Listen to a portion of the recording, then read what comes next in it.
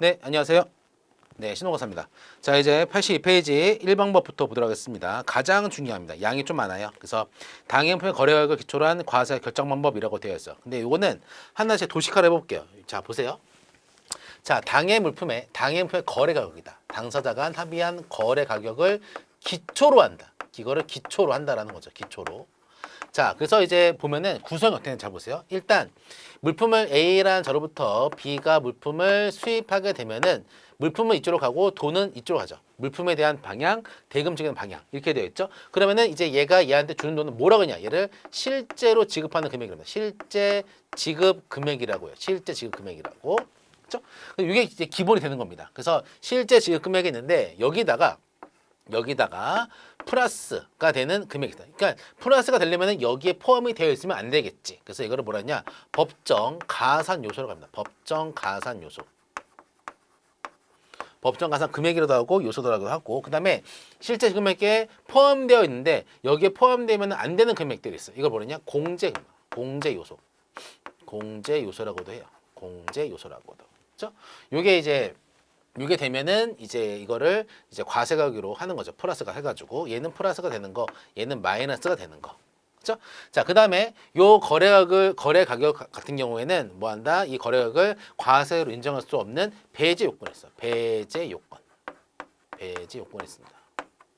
그래서 가장 이제 큰 틀이 이제 이거예요. 실제 지급금액은 뭐다? 실제 지급금액에다가 법정 가산 요소가는 이제 플러스가 안 되는 경우는 플러스를 해주는 것이고 공제 요소가 실제 지급금액에 플러스가 되어 있는 경우에는 포함되어 있는 경우는 빼주는 것이고 그다음에 그 거래가격에 대해서 배제 요건에 해당되는 경우는 어디로 간다? 이런 경우에는 이제 2 내지 6 방법으로 간다라는 겁니다. 이것들 어떻게 순차적으로 적용한다는 것이지. 자, 여기까지가 또 기본 틀이고 또 중요한 게 이제 하나씩 볼게요. 법정 가산 요소 같은 경우는 총 이렇게 씁니다. 이렇게 배우세요. 수, 포, 생, 특, 사, 운 이렇게. 이건 뭐냐면은 수수료가 있고요. 그 다음에 중개료가 있습니다.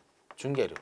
근데 수수료 같은 경우에는 여러 가지 수수료가 있어요. 구매 수수료도 있고 판매 수수료도 있어요. 구매 수수료, 판매 수수료, 요거는 자세한 개념은 나중에 보시고. 자, 그 다음에 이제 포장비 있습니다. 포장에 소요되는 포장 재료, 포장비, 그 다음에 노무비, 인건비가 있어요. 요것도 포함되는 것이고. 그 다음에 생산 지원료.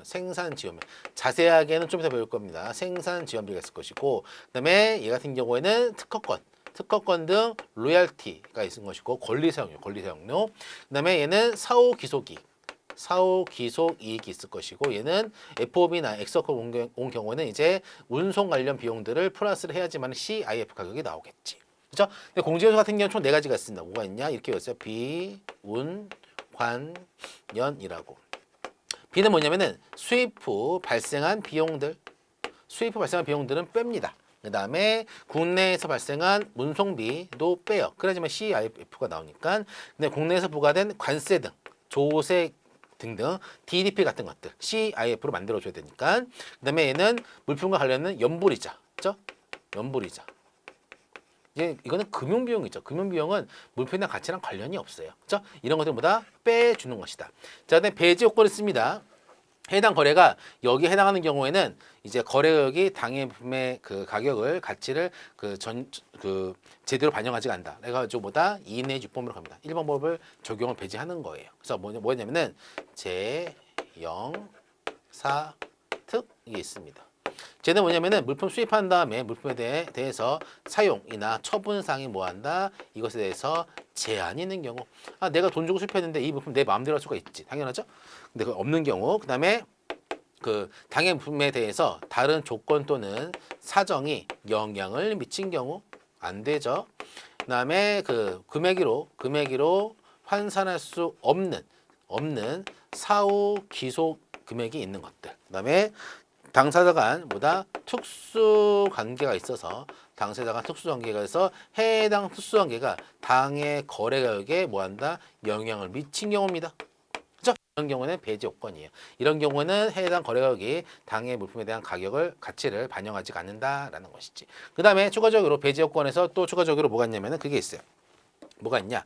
자, 그다음에 세관에서 우리가 이제 납세 신고, 즉 가격 신고하게 되면은 해당 거래 가격에 대해서 뭐 한다? 합리적인 의심이 있을 수가 있어. 합리적 의심. 이상하다. 얘 왜 가격을 이렇게 신고했지? 뭔가 문제가 있는 것 같은데라고 합니다. 합리적 의심이 있으면은 뭐 한다? 가격 신고 누가 합니까? 납세 문제가 스스로 하는 거예요. 세관한테. 그렇기 때문에 합리적 의심에 대해서 입증 책임은 누구한테 있다? 이거는 이제 납세 의무자한테 있는 겁니다.